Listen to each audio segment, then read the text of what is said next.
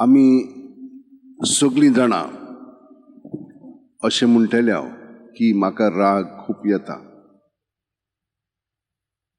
राग आमचे भितर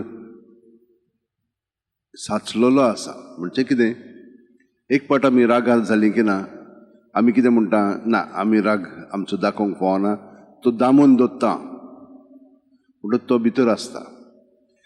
आनी कोणें आनी कितें म्हणलें ताका लागून आमी परतून रागार जाता, परतून तो दामून दवरता. हे भाशेन खूब पटीन दामून दवरलें की ना, मागीर ते आमचो प्रेशर कुकर आसा पळय, ते भाशेन करून सगळें मागीर भायर सरता, प्रेशर चड जाता. आनी हाका लागून मागीर आमी कितेंच कितें म्हणटा, कितेंच कितें करता, आमकां समजना तें, आनी मागीर आमकां वायट दिसता. अशें आमच्या जिवितांत जाता. आनी हें आतां आमी सांवरांक ना म्हणटच तें परतून आनिकूय वाडोंक लागता. इतलें वाडटा की आमी केन्नाच ताचेर शिंतीत लावंक ना. कशे भाशेन तातूंतली आमी भायर सरोंक जाय पळय तें ना ना ना म्हणटा, अशेंच दांपून दवरता, तितलेंच. हांव तुमकां अशें सांगता, राग कित्याक लागून आयलो, कारण कितें, ताणेन म्हाका गाय सवल्या म्हणून. गाय कित्याक लागून सवली, हांवें कितें केलां, ना. मागीर तो ओतें आनी कोणाचेर रागार जाल्लें, ताचो तो वाफ आतां हांगसर आयलो आसा, प्स करून हांगसर. म्हणटच आमी तें जाणो जावंक जाय. हें म्हाका लागून न्हय, तें ताका लागून. म्हणटच हांवें ताका समजोवंक जाय न्हय. जेजून आमकां कितें सांगलां हेच्या उद्गारान, जसो हांवें तुमचो मोग केला तसो तुमी एकामेकाचो करात. ताका एकवटोन आमी सदांच रावत तर, आनी हांव सदांच तुमकां सांगता एकवटोन कशी रावपाची पळय ते प्रत्येक सुस्कारान, जाल्यार कितें जातलें, ती तेन्ना कितें म्हणटात कोत्तात तें आमी रोखडेच जेजूच्या ताब्यांत करतले. आनी जेजूचो पवित्र आत्मा आमकां दाखयतलो कितें चलता पळय तें तांचें सवें. ओ म्हजें सवें, हांवें घडयेक सारको ना जायत, म्हाकाय म्हजें दिसोंक लागता. ताणें म्हाका कितें सांगलां तें हांवें आतां ताचेर मनन करून म्हजें जिवीत हांवें बदलूंक जाय. आनी ही संदी म्हाका अशें जावंक जाय. नाजाल्यार आमचो राग तसोच उरतलो आनी तो अदीक अदीक वाडत वतलो. मागीर आमी कितें म्हणटा, म्हाका राग सोंसूंक जायना, रोखडीच रागार जाता, अशें मागीर रडोंक लागता आमी. ताका लागून पयले सुवातेर जेजूच्या एकवटान रावलीं की ना, ती कितें म्हणटात, ती कितें करतात तें जेजू सवें दवरात.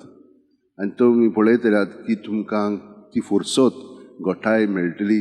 तांकां आजीर जावच्याक नाका जाल्लें चलता. मागीर हे भाशेन देंवचार आमकां आपल्या ताब्यांत करता.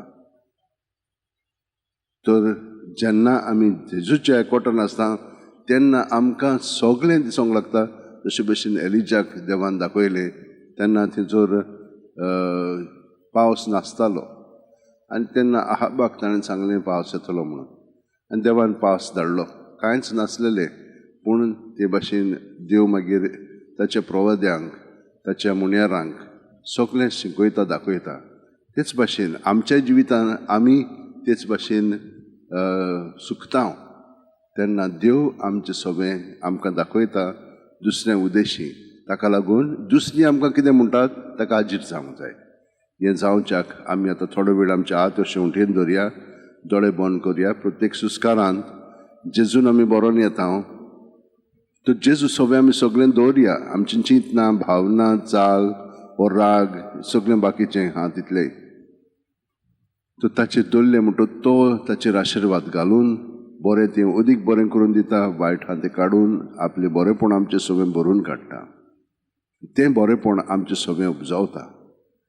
तें बरेंपण आमी आतां दिवया, वायटपण न्हय. आमचे मदें जें साठलेलें आसा पळय तें हें बरेंपण जेजूच्या एकवटान दीत जाल्यार ताणेन आमचो मोग केला तसो आमी ताचे सारकी करूंक लागतलें. कित्याक ताचे बरोबर आमी जियेता आनी तो आमचें सगळें हो मोग करता.